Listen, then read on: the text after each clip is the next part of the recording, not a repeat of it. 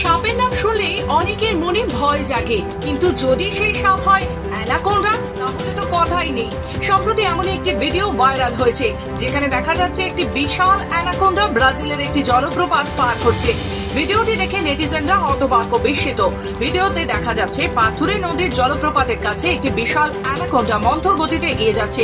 কালচে সবুজ রঙের এই সাপটির দেহে ছোপ ছোপ দাগ রয়েছে। সাপটির কিছু দূরেই কয়েকজন পর্যটক দাঁড়িয়ে দেখছেন। তারা সাপটিকে দেখে হইচই করতে থাকেন। কেউ কেউ সেই দৃশ্য ক্যামেরাবন্দি করেন।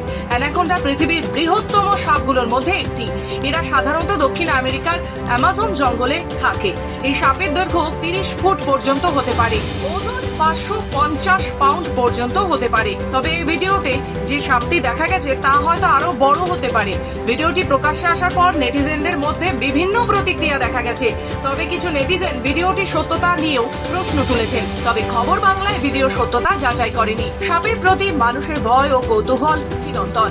বিশাল অ্যানাকোন্ডার এই ভিডিওটি সেই ভয় ও কৌতূহলের মিশ্রণ।